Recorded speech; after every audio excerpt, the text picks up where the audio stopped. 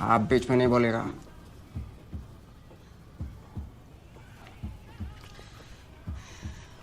बाप का, दादा का, भाई का, सबका बदला लेकर नेचर। तो आज हम बात करेंगे कि किस तरह आज धरती माँ को हमने तहस नहस कर दिया है, और देर से ही सही, लेकिन इसको ठीक करने के लिए हम लोग क्या कर सकते हैं। हमने यानी इंसानों ने पूरी दुनिया को तहस नहस कर दिया है, बर्बाद कर दिया है, एक्सप्लॉइट कर दिया है। पर है कौन हम? कौन है हम जो पूरी धरती पर रह रहे हैं एक ऐसे मतलब किराएदार की तरह, लेकिन फिर भी ये सोचते हैं कि हम मालिक हैं और पूरी दुनिया पर राज करने का सोचते हैं। तो कहानी शुरू होती है बहुत सालों पहले कि बहुत सारे जीव रहा करते थे इस धरती पे। उनमें से एक जीव हम भी थे, जिनका कुछ समय बाद थोड़ा विकास हुआ, और विकास होने पे वो मानव बन गए, और धीरे धीरे करते वो मानव इंसान बन गया। और वही जीव जो बाकी जीवों की तरह धरती पर रह रहा था, इस धरती को ही आज बर्बाद करने में तुला हुआ है। अब इस विकसित इंसान की जरूरतें और दिमाग दोनों ही बढ़ चुके थे, और सिर्फ इतना ही नहीं, इंसानों की आबादी भी 10 करोड़ से 300 करोड़ हो चुकी थी कॉमन एरा के टाइम पे। और जब इंसान को ऐसी लाइफ में मजा नहीं आ रहा था, क्योंकि सारी चीजें तो हो चुकी हैं, सारा नेचर खाने को दे रहा है, कमार डाल के खा ले रहे हैं, काम करने को कुछ है नहीं, तो क्या करें, चलिए थोड़े ये राजा रानी खेल लेते हैं, थोड़े किंगडम बना लेते हैं, थोड़ा 2-4 देश में जाके लड़ाई वड़ाई कर लेते हैं, बम फोड़ लेते हैं, है थोड़ा टेक्नोलॉजी बना लेते हैं, थोड़ा मजा आ जाए। कुछ फायदा नहीं है। देख, अच्छा खासा घर पे रोटी चावल ये सब भाजी भीजी बना, घर संभाल, ये सब चाले मत कर, समझा? और ऐसे करते करते आज हम 7 बिलियन से भी ज्यादा लोग हो चुके हैं। हमारी आबादी देख लो, रुक ना रही है। और अब हम ये भी भूल चुके हैं कि इसी धरती से हम निकले हैं, इसी में एक दिन मिल जाएंगे। सिर्फ इस छोटे से, इस नाजुक से दिमाग ने हमको आज कहां से कहां पहुंचा दिया है, आप देख सकते हैं। लेकिन ये गलती मत करो सोच कि ये धरती हमारी है और हम जो चाहें जैसे चाहें यूज कर सकते हैं, किसी को क्या फर्क पड़ता है। क्योंकि ये मानसिकता ही हमें आज आर्टिफिशियल वर्ल्ड की तरफ लेके जा रही है, जहाँ पे हर चीज आर्टिफिशियल हो रही है। नेचर से लोगों का कनेक्शन कट रहा है। क्यों? नेचर की बनाई हर चीज परफेक्ट है, फायदेमंद है, और यहाँ तक कि मुफ्त है। लेकिन इंसान की बनाई हर चीज नुकसान का कारण है, विनाश का कारण है। जिन टेम्परेरी फायदों के लिए ये टेक्नोलॉजी बनी है, उसी के परमानेंट कीमत हम चुका रहे हैं आज भी, और कल भी चुकाते रहेंगे।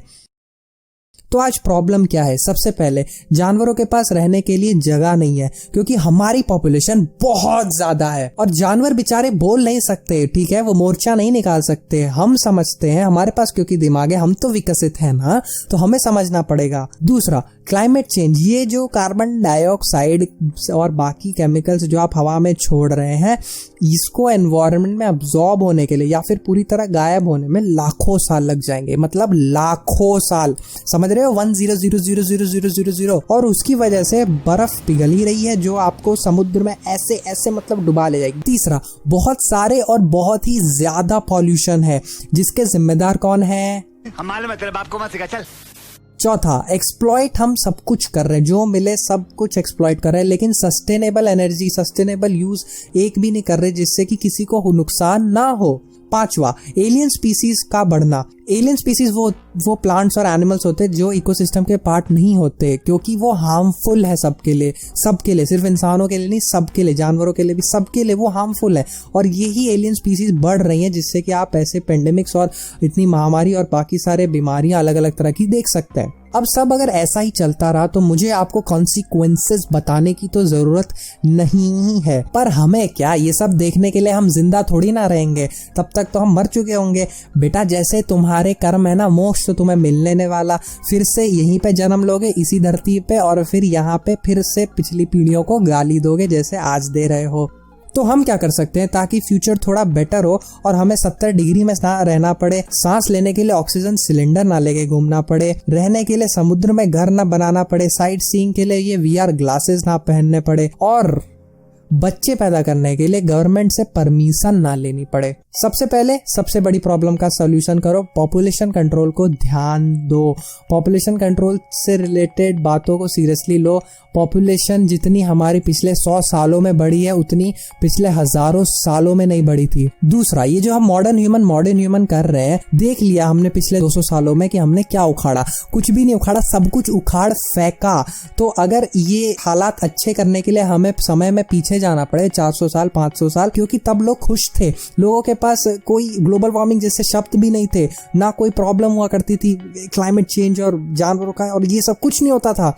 हमारा आयुर्वेद, योगा और उपनिषद, पुराण, वेद सब इतने बढ़िया थे, आज के टेक्नोलॉजी से तो लाख गुना आगे थे और बहुत अच्छी, सस्ती और हेल्दी लाइफ लोग जिया करते थे। तो अगर हमें पीछे जाना पड़े तो मुझे कोई प्रॉब्लम नहीं दिखती। तीसरा, सस्टेनेबल एनर्जी और इको फ्रेंडली चीजों को सपोर्ट करो। क्यों, मैं 5th पॉइंट में डिटेल में बताता हूँ।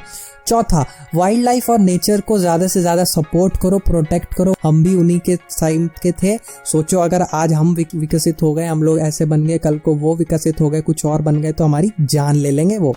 सुल्तान, क्या कर रहा है? अबे क्या लगता है? पांचवा, अब जो मैं बोल रहा था कि क्यों सपोर्ट करना चाहिए आपको सस्टेनेबल एनर्जी और इको फ्रेंडली के लिए, क्योंकि ज्यादा से ज्यादा प्रॉब्लम्स हमारे कंजम्पशन की वजह से हुई है। अगर हम लोग कंजम्पशन करना ही बंद कर देंगे तो मैन्युफैक्चरर बनाना बंद कर देगा वो चीज, और फिर ऑटोमेटिकली एक बहुत बड़ा चेंज आ जाएगा। जैसे कि अगर हम अगर पेट्रोल की कभी कार यूज ही नहीं करते, अगर हम पेट्रोल का कभी आविष्कार नहीं करते, हम डायरेक्ट इलेक्ट्रिसिटी का करते या इलेक्ट्रिसिटी यूज करते, तो हमें पेट्रोल की जरूरत नहीं होती। और आज टेस्ला जैसे कंपनीज जो आगे आ रही है, इलेक्ट्रिसिटी बना रही हैं, इलेक्ट्रिक कार्स बना रही हैं, इसीलिए कि अब हमारे पास अल्टरनेटिव है और अब हम स्विच कर सकते हैं। अब धीरे धीरे पेट्रोल गायब हो जाएगा क्योंकि ऑफ कोर्स उसकी डिमांड नहीं है। दूसरा, अगर प्लास्टिक हम यूज कर रहे हैं तो प्लास्टिक मैन्युफैक्चरर्स बना रहे हैं, अगर हम प्लास्टिक यूज करना बंद कर दे तो उनकी डिमांड कम हो जाएगी, ऑफ कोर्स वो लोग बनाना भी बंद कर देंगे। कंजम्पशन बंद कर दो, बाकी चीजें भी कम हो जाएंगी। 6th और लास्ट यहाँ पे सॉल्यूशन ये है कि ये जो टेक्नोलॉजी कर रहे हैं ना सब, आप ये देखो कि सिर्फ कूल बनने के लिए जो चीज बहुत फ्यूचरिस्टिक लग रही है, दैट डजंट मीन कि वो टेक्नोलॉजी यूजफुल है, वो टेक्नोलॉजी हार्मफुल भी हो सकती है। देखो, परिवर्तन संसार का नियम है, कूल मैं मानता हूँ। आदि मानव से हम इंसान बन गए, अच्छा परिवर्तन था। हम आज दुनिया में किसी से कभी भी कहीं पे बैठे बैठे बात कर सकते हैं, बहुत अच्छा परिवर्तन था। और आगे भी शायद कई तरह के यूजफुल काम आने वाले परिवर्तन होंगे जिसे हमें अडेप्ट करना पड़ेगा। शायद थोड़ी मुश्किल होगी लेकिन हम अडेप्ट कर लेंगे, किसी को उससे नुकसान ना पहुंचे। ऐसी टेक्नोलॉजी हम स्वीकार करते हैं और हम उसे प्रमोट भी करते हैं, लेकिन ऐसी टेक्नोलॉजी जो किसी ना किसी तरीके से यूजलेस है या फिर हार्मफुल है, प्लीज उसे प्रमोट मत करो। ऑन दिस नोट, इस महामारी ने हमें सिर्फ कुछ दिनों के लिए घर में बंद किया हुआ, एक बार ठीक हो जाए फिर देखना फिर से बर्बादी का दौर शुरू हो जाएगा। बस आज की वीडियो में इतना ही। इस धरती में हम रह रहे हैं, हम ध्यान नहीं रखेंगे तो धरती माँ को अपना ध्यान खुद ही रखना पड़ेगा और उस पर किसी का कंट्रोल नहीं है। अच्छे से रहना है तो इस वीडियो को शेयर करो, अपने सारे भाई बहन हित रिश्तेदार सबको कर डालो, लाइक या कमेंट करके ही जाना ताकि YouTube इस वीडियो को और लोगों को दिखाए, क्योंकि तुम लोग तो शेयर करने वाले हो नहीं। और इस तरह की वीडियोस देखने के लिए सब्सक्राइब करें। Bye bye.